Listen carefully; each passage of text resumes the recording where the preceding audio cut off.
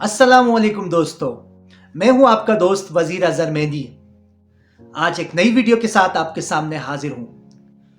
Video को आगे शुरू करने से पहले आपको बताता चलूं कि मैंने अब तक CSS प्री-सी की वोकैबुलरीज पे कोई 4 से 5 वीडियोस बनाई हैं, जिनके लिंक्स नीचे डिस्क्रिप्शन में मौजूद हैं। अगर आपको ये वीडियो पसंद आए तो काइंडली उनको भी देख लें। CSS 2015 की मुश्किल अल्फाज जो आए थे उनको ट्रिक्स निमोनिक्स के थ्रू समझने की कोशिश करेंगे। तो पहला वर्ड जो आया था वो था फ्लैक रेंट। फ्लैक रेंट को याद रखें फ्लेक रेंट से। फर्ज करें आप एक पाकिस्तानी या इंडियन है, कोई आपके फ्लेक को रेंट पे लेना चाहे तो आपको बड़ा गुस्सा आएगा।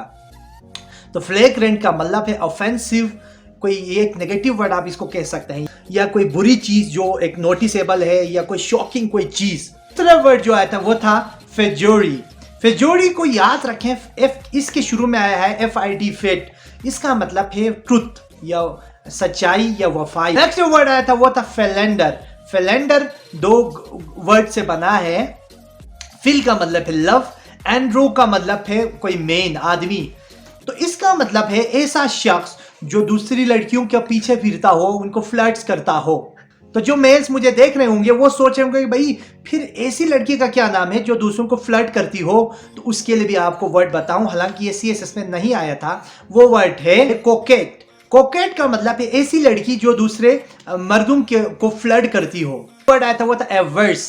एवर्ड्स को याद रखने के आपको 3 ट्रिक्स बताऊंगा। एक, एवर्ड्स को एडवर्ड से भी याद रख सकते हैं या रिवर्स से याद रखें। एडवर्ड्स का मतलब है यानी अपोजिट सोचना, किसी को नापसंद करना। फिर आप इस तरह भी याद रख सकते हैं, फर्ज करें आपकी आवाज अच्छी नहीं है तो आपको कोई कहे आप सॉन्ग कोई सुनाए, तो सिंग अ वर्ड्स ऑफ सॉन्ग, यानी एक वर्ड्स भी आप नहीं पढ़ेंगे, ठीक है। तो इसका मतलब है प्रोग्नोसिस।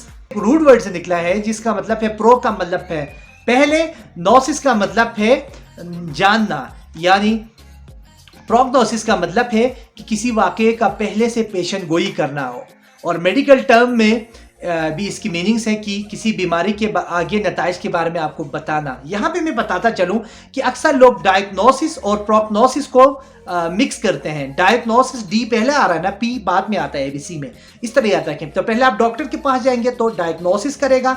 डायग्नोसिस का मतलब है बीमारी को कब सही से पता लगाना। फिर वो डॉक्टर क्या बनाएगा, आपको उसके आउटकम्स बताएगा, बीमारियों की वजह से आपको ये हो सकता है। तो प्रोग्नोसिस उसके बाद डॉक्टर जो करता है उसको कहते हैं। तो इनको काइंडली मिक्स ना। जो वर्ड आया था वो था पंजेंट। पंजेंट को याद रखें पग डॉग से। पग डॉग्स जिनकी आपने देखे होंगे, पग डॉग्स नजर भी आ रहा है आपको सामने।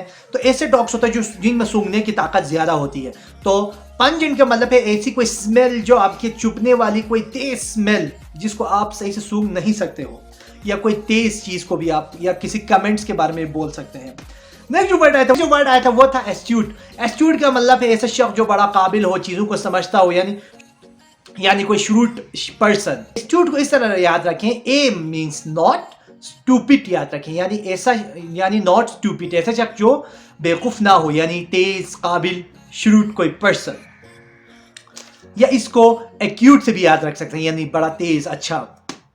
नेक्स्ट जो वर्ड आया था वो था कंटिंजेंट। कंटिंजेंट को आपने अक्सर सुना होगा, यार वो कंटिंजेंट पे काम कर रहा है। कंटिंजेंट वर्कर्स यानी ये होते हैं टेम्परेरी, इनको एक चांस दिया जाता है। तो कंटिंजेंट का मतलब है चांस कंडीशनल, जिसको एक प्रोजेक्ट के लिया जाता है। इमिनेंट का मतलब है अबाउट टू हैपन या नियर टू हैपन, कोई चीज जो अभी वाकई होने वाली हो।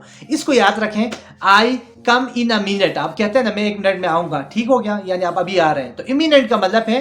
नेक्स्ट जो वर्ड आया था वो था प्रेग्नेंट। प्रेग्नेंट को याद रखें प्रेग्नेंट के साथ। प्रेग्नेंट जो एक बहुत पेनफुल एक प्रोसेस होता है लड़कियों के लिए।